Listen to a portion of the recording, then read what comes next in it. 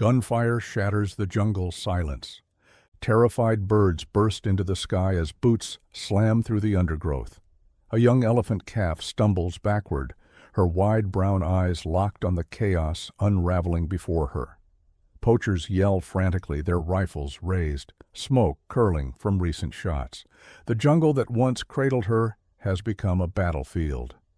"Get the baby, don't let her run!" one man screams. Amara whimpers, her small frame trembling as she backs into thick brush. Her mother, once a towering shield, lies still in the grass, lifeless. The calf's high-pitched cries echo through the dense trees, but no answer comes. Two men approach, ropes ready. "She's worth a fortune overseas," another man mutters, already throwing the net. The net slams into her tiny body. She squeals, thrashing violently, her trunk flailing as the men tighten the cords. "Easy, easy," one laughs cruelly. "Don't damage the goods." Her panicked trumpets ring into the morning, but no herd will come. She's alone. Hours later, her world shrinks even further inside a metal crate bouncing along dirt roads. The jungle fades behind her, replaced by strange voices, rattling machinery, and cold indifference. The journey is endless.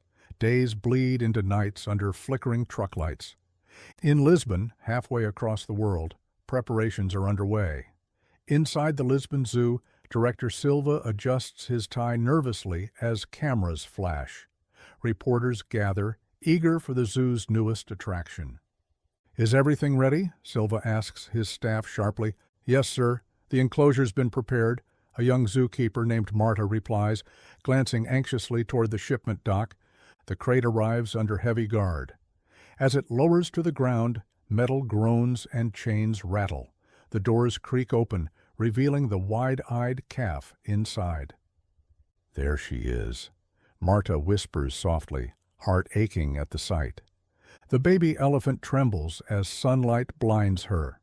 She's led gently but firmly into her new enclosure, small, concrete, foreign.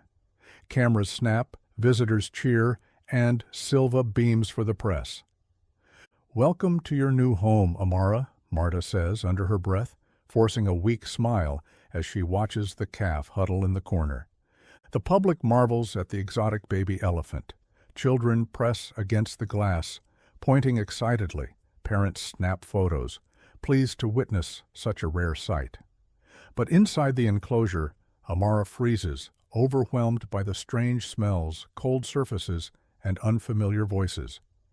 As days pass, the novelty fades for visitors, but the emptiness grows heavier for Amara. Keepers bring enrichment toys and fresh fruits. They attempt to interact, but nothing soothes her desperate searching for the family she's lost. At night, Marta lingers by the enclosure longer than most. She watches Amara sway gently, side to side, her trunk curling inward like a child clutching itself. "Poor girl," Marta whispers. "You shouldn't be alone." Behind closed zoo office doors, whispered concerns begin to stir. "She's showing early signs of stereotypic behavior," one vet mentions quietly. "We'll monitor closely," replies another, but their voices are drowned by the zoo's public narrative of success. To the outside world, she's a prized exhibit. Inside her mind, the jungle echoes quietly, already fading. Amara's long isolation has only just begun. Years bleed into each other inside the zoo's high walls. Amara, now no longer a tiny calf, sways endlessly in her enclosure. Side to side, her body rocks like a broken pendulum. Each movement whispers of pain, not just physical, but emotional. The young elephant's brown eyes have dulled, empty windows reflecting years of abandonment. Marta stands quietly beyond the fence, clipboard pressed to her chest. She watches Amara complete yet another circuit around the concrete pen. The young keeper's heart aches every time she sees the elephant's heavy feet shuffle forward. "She's been circling for hours again," Marta says softly. Veterinarian Dr. Carvalho joins her, exhaling heavily. His lined face reflects years of quiet battles with the administration. It's worsening. The foot lesions are deepening. Early arthritis is setting in. And the swaying... He trails off, not needing to finish the thought. Inside zoo offices, Director Silva remains unmoved. "We're providing excellent care," he insists to the board, adjusting his polished cufflinks. "Visitors love her. Attendance has increased since her arrival." "But isolation isn't sustainable for an elephant," Dr. Carvalho counters. "They're social creatures. She needs companionship. We must consider a transfer or, at minimum, an introduction to other elephants." Silva waves him off. "Relocation would be a political disaster. Bureaucracy alone would take years. Besides, public interest in Amara is strong. She's our star attraction." Behind the carefully curated public image, Amara suffers in silence. Tourists visit daily, snapping cheerful photos in front of the glass. Children giggle, tossing peanuts near the enclosure. Parents smile for family pictures, unaware, or perhaps unwilling to see, the toll this artificial life has taken. Inside her pen, Amara's once strong legs ache constantly. Her feet crack under the constant pressure of standing on hard concrete. Some days she barely eats. Her trunk hangs low. At night, mournful rumbles rise from her chest, echoing through the empty zoo corridors. Marta lingers after closing hours, often alone. She softly whispers to Amara, though the elephant barely responds now. "You're so strong," Marta says through tears. "You shouldn't have to do this alone." During one late-night check, Marta observes something alarming. Amara stands frozen, not moving for over an hour. Her swaying has stopped, not from comfort, but exhaustion. The next morning, Dr. Carvalho reviews the records. Her depression is deepening. We're nearing a critical point. He hesitates before continuing. If this continues, her body may shut down.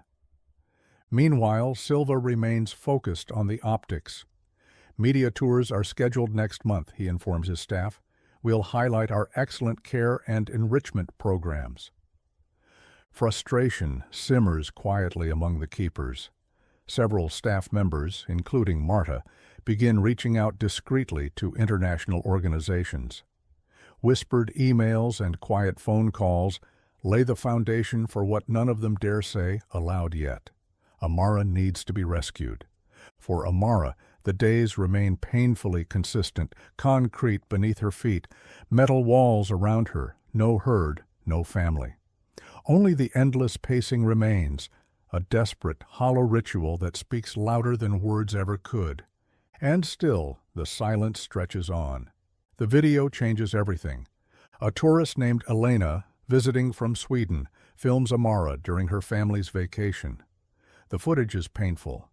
Amara swaying endlessly, her eyes sunken, feet raw and cracked. Elena uploads the video to her social media with a simple caption, "This isn't right." Within hours, the clip goes viral. Animal welfare groups worldwide erupt in outrage. Hashtags explode across social platforms. # Save Amara, # End Her Isolation, # Set Her Free. The world sees what Marta and Dr. Carvalho have been witnessing for years, a living being quietly wasting away inside a concrete prison. Marta watches the firestorm unfold from her small apartment. Her hands tremble as she scrolls through the endless flood of posts, petitions, and angry comments. "They're finally seeing her," she whispers. At the Lisbon Zoo, Director Silva paces inside the administrative office. His phone buzzes relentlessly. Reporters, board members, government officials, all demanding statements. "This is spiraling," he growls. "Public relations needs full damage control." PR manager Sophia nervously offers pre-drafted statements. "We can highlight our enrichment efforts, scheduled medical care, and the unique challenges of elephant relocation. Shift the narrative." Silva nods sharply. "Get ahead of this. Paint us as compassionate. Delay everything else." But the public isn't buying it. Within days, international organizations like Global Elephant Alliance and Wildlife Rescue International issue formal statements condemning Amara's captivity. High-profile celebrities add their voices, calling for immediate intervention. News anchors debate the story nightly, headlines screaming across television screens. Lisbon Zoo under fire. Elephant held hostage. Global movement demands justice for Amara. Meanwhile, Marta and Dr. Carvalho secretly begin direct conversations with Wildlife Rescue International. Dr. Emily Reynolds, the organization's lead veterinarian and global elephant specialist, takes special interest. On a late-night video call, Dr. Reynolds listens carefully as Dr. Carvalho explains Amara's deteriorating condition. Chronic arthritis, depression, foot abscesses, and advanced emotional trauma, he summarizes. She has limited time left if this continues. Dr. Reynolds leans forward, her voice firm. We're prepared to intervene, but we need access. We need permission. Marta adds quietly, we need leverage.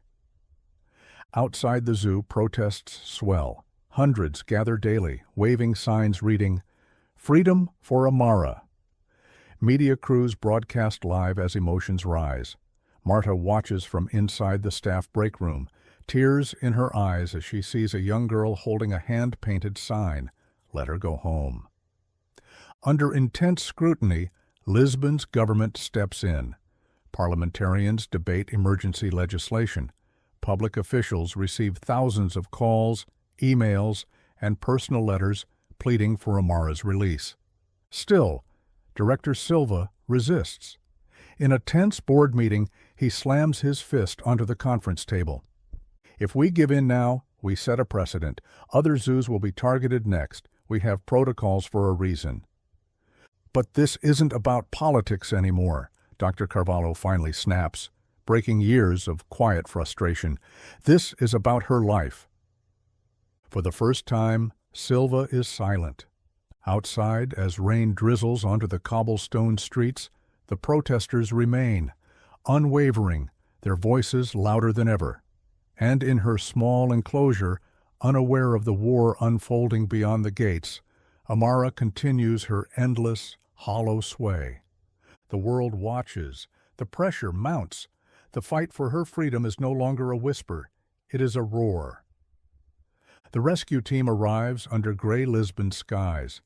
Dr. Emily Reynolds steps off the plane first, her jaw tight with focus. Behind her, her team from Wildlife Rescue International unloads crates of specialized equipment. Journalists swarm the airport, cameras flashing, microphones thrust forward.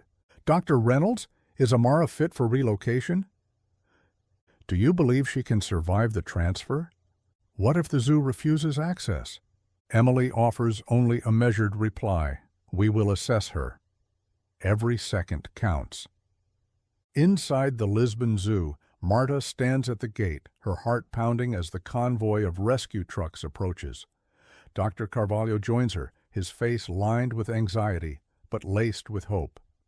They're here, he whispers. Director Silva watches coldly from his office window. His phone buzzes again. Government officials, board members, international embassies. The pressure has reached a boiling point, but his pride remains intact for now. The heavy gates creak open. The rescue team enters. Amara stands motionless as strangers in protective gear approach her enclosure.